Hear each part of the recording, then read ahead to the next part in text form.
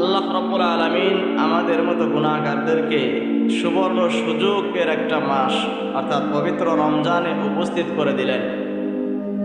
এই মাস হলো গুনাহ মাফের মাস, এই মাস হলো বরকতের মাস, পবিত্রতম মাস, আল্লাহ পাকের রহমতের মাস। এই মাসে আল্লাহ পাক অসংখ্য অগণিত বান্দাকে আল্লাহ পাক মাফ করে দিবেন। সুবহানাল্লাহ।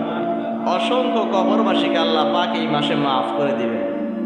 রমজানের শুরুর দিন থেকে শেষের দিন পর্যন্ত আল্লাহ পাক সমস্ত কবরবাসীর যাদের কবরের আযাব ছিল সব এই রমজানের বরকতে বন্ধ করে দিবে। এই জন্য আল্লাহ রাব্বুল আলামিন বলেন, বান্দার জন্য সবচাইতে সুযোগের মাস, সবচাইতে রহমতের মাস, সবচেয়ে বেশি বরকতের মাস, গুনাহ মাফের মাস। গুনাহ মাফের একটা মৌসুম শুরু হয়ে গেছে আমাদের ভিতরে।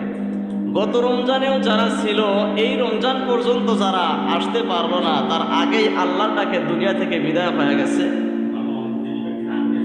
তো তারা আসলে এই রমজানের যে বরকতটা এটা আর পাইল না।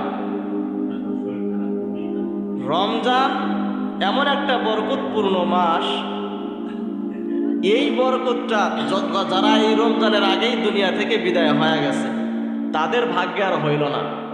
তো আল্লাহ পাক ভাগ্যটা বড় ভালো রাখছেন, এই জন্য আমরা এই রমজানটা পর্যন্ত পৌঁছাইতে পারছি।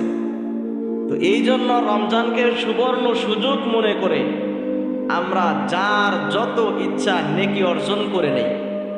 আল্লাহ রসুল বলেন, এই মাসে যদি কেউ একটা নফল ইবাদত করে অন্য অন্য মাসের ফরজের সমতুল্য সওয়াব আল্লাহ দান করেন। সুবহানাল্লাহ।